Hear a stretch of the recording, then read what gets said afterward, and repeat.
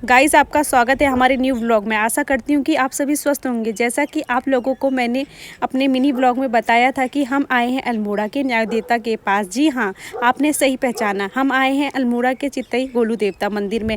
आज मैं बताऊँगी उनकी सारी हिस्ट्री और क्यों इनका नाम गोलू देवता पड़ा, इनके जन्म से लेकर इनके पीछे की कहानी। तो आप सभी लास्ट तक बने रहे इसी व्लॉग में। So guys, good morning. कैसे हैं आप सभी? और हम दोनों रेडी हो चुके हैं नहा धो के मंदिर जाने के लिए, जहाँ के लिए हम आए थे।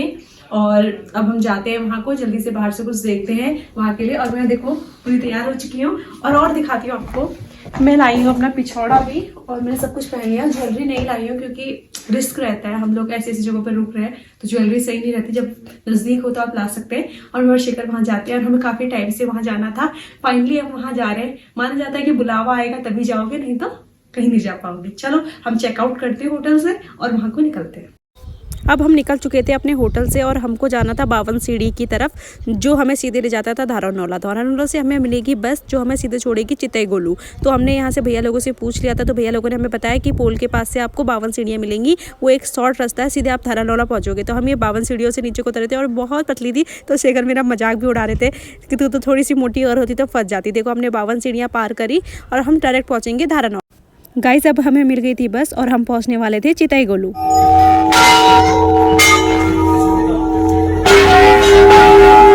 हम आ चुके हैं गोलू देवता मंदिर में। मंदिर हम दर्शन के लिए जाते हैं। चलो, घंटियों का ये है कि जिसकी भी विश पूरी होती है वो ना यहाँ पे घंटा चढ़ाता है, इसलिए यहाँ पे बहुत सारी घंटियां चारों तरफ देखो कितने पर्चे लगे हैं। गोलू देवता को भगवान शिव का ही अवतार माना जाता है। भक्त इस मंदिर में चिट्ठियों पर अपनी मनोकामना लिखते हैं और इन्हें परिसर में ही रख देते हैं।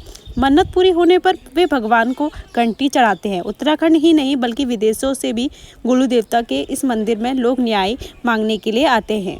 उत्तराखंड के कुमाऊं में न्याय देव गोलू के कई मंदिर हैं, पर प्रसिद्ध मंदिर अल्मोड़ा का गोलू देवता मंदिर है। इस तरह से पूरे कुमाऊं में गोलजू देवता बहुत प्रसिद्ध है। यह न्याय के देव व कुमाऊं के राजा कहे जाते हैं। मान्यता के अनुसार चंद वंश के एक सेनापति ने 12वीं शताब्दी में मंदिर का निर्माण करवाया था। न्याय के देव गोलू देवता को लेकर कई कथाएं प्रचलित हैं। उनमें से सबसे प्रसिद्ध हैं कि यहाँ पर कत्यूरी वंश के शासकों का 7वीं से 12वीं सदी तक राज था। गोलू महाराज कत्यूरी वंश के राजकुमार एवं सेनानायक थे। वह बहुत ही साहसी योद्धा थे। जब उनका जन्म हुआ तो अन्य रानियों ने ईर्ष्या के चलते उन्हें नदी में फेंक दिया। वह एक सिलबट्टा रख दिया। उन्हें एक मछुआरे ने बचाया। बाद में उन्होंने रानियों को दंड दिया। समय बीतने पर वह वहाँ के राजा बने और बहुत न्यायप्रिय राजा थे। चलिए आपको बताती हूँ अब यहाँ की मान्यताएं। मंदिर के अंदर सफ़ेद घोड़े में सिर पर सफ़ेद पगड़ी बांधे गोलू देवता की प्रतिमा है, जिनके हाथों में धनुष बाण है। इस मंदिर में दूर दूर से श्रद्धालु न्याय मांगने के लिए आते हैं। गोलू देवता को स्थानीय संस्कृति में सबसे बड़े देवता के तौर पर पूजा जाता है। मनोकामना पूरी होने पर मंदिर पर घंटी चढ़ाई जाती है। जब कहीं सुनवाई नहीं होती है तो भक्त चितई गोलू मंदिर में चिट्ठी लिखते हैं। स्टाम्प से फरियाद। यही नहीं, बहुत से भक्त स्टाम्प पेपर पर अपनी परेशानी व मनोकामना लिखकर न्याय मांगते हैं। पूरे मंदिर में अनगिनत घंटियाँ व चिट्ठी स्टाम्प टंगे मिलेंगे। इससे लोगों के गोलू देवता पर अपार श्रद्धा व अटूट विश्वास का सहज अंदाजा लगाया जा सकता है। मंदिर के पुजारी संतोष पंत ने बताया कि देवता का मंदिर पूरे विश्व में न्याय देवता के नाम से प्रसिद्ध है। हर साल दुनिया भर से यहाँ भारी संख्या में श्रद्धालु और पर्यटक आते हैं। मंदिर में घंटियों का चढ़ावा होता है। वहीं गोलू देव के नाम पर प्रार्थना पत्र भी लिखे जाते हैं। अब मैं आपको बताती हूँ आप यहाँ कैसे पहुँचे। पहाड़ी पर बसा यह मंदिर चीड़ और मिमोसे के घने जंगलों से घिरा हुआ है। चितई गोलू मंदिर अल्मोड़ा से 8 किलोमीटर दूर पिथौरागढ़ हाईवे पर है। गोलू मंदिर दिल्ली से करीब 400 किलोमीटर की दूरी पर है। आनंद विहार से सीधे अल्मोड़ा की बस ले सकते हैं। ट्रेन से आ रहे हैं तो काठगोदाम उतरकर अल्मोड़ा के लिए बस व टैक्सी ले सकते हैं। साथ ही यदि आप लखनऊ या दिल्ली आदि से फ्लाइट से आ रहे हैं तो सबसे पास का एयरपोर्ट पंतनगर है। वहाँ से वाया हल्द्वानी बस व टैक्सी कर सकते हैं। पंतनगर से अल्मोड़ा करीब 120 किलोमीटर पड़ेगा। धन्यवाद।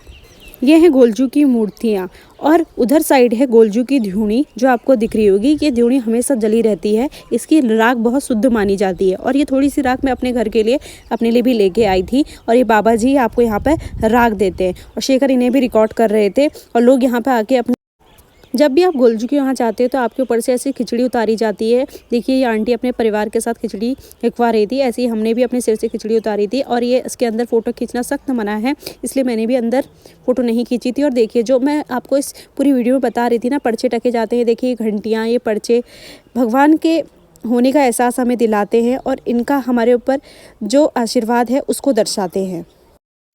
गाइस पहले ना यहाँ पे बकरे वगैरह चढ़ा करते थे, वो बकरे यहीं पे करते थे इस पेड़ के नीचे। पेड़ बहुत पुराना पेड़ है। अब यहाँ पे ना नारियल की बलि दी जाती है, पहले यहाँ पे बकरे वगैरह चढ़ते थे गोलजू को। गाइस जैसा कि मैंने आपको बताया था ना कि अपनी फरियादों की पर्ची यहाँ टाँकी जाती है, तो मेरी भी कुछ मनोकामनाएं थी, तो मैं भी अपने घर से पर्ची लिख के लाई थी और उसमें भगवान जी का प्रसाद लगा के मैंने उसे यहाँ टाँका था। पर मेरे समझ में नहीं आता मैं इसे कैसे टाँकूँ, क्योंकि इसे टाँक के आपका टगा रहना चाहिए जब तक आप वहाँ हैं। तो मैं इसे फोल्ड कर रही थी। देखिए बगल में एक लड़की अपनी चीज़ें लिख रही है और मैंने इसको फोल्ड करा और ये गोलू देवता की चुन्नी से इसे बांध दी।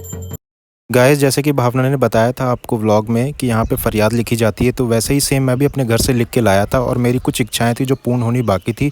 उसी प्रकार मैंने ये चीज़ें अपने पन्ने में लिखी और इस पन्ने को मैंने गोलजू की चुन्नी से लपेट के इसे टांग दिया। धन्यवाद।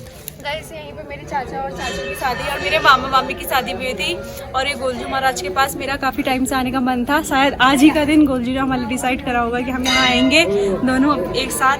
मुझे ना एक बार मम्मी पापा लोगों के साथ भी यहाँ आना है ना।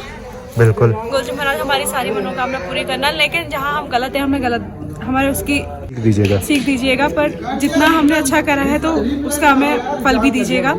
जिंदगी में बहुत सी चीज़ें ऐसी चल रही हैं, पर मेरे को विश्वास है भगवान में। मैंने हमेशा भगवान में विश्वास रखा है कि लाइफ में हर चीज़ें हो जाएंगी। गाइस अब हम यहाँ से चलते हैं। मतलब ले गया प्रसाद, पर थोड़ा बहुत बच भी गया घर वालों के लिए, नारियल वगैरह कोई बात नहीं, चलता है इतना। गाइस सुबह से कुछ खाया नहीं था तो थोड़ा बहुत कुछ खाना था, फिर उसके बाद बस पकड़नी थी, इसलिए हम दोनों खा रहे थे। हम लोगों ने पकौड़ी, पराठा और दाल चावल ऑर्डर करे थे और बहुत टेस्टी खाना था। पहाड़ों के खाने की कुछ अलग ही बात होती है। देखो यहाँ पहाड़ी हर चीज़ मिल जाएगी आपको, जूस से लेके दालों से लेके सब कुछ। अब हम वेट करें।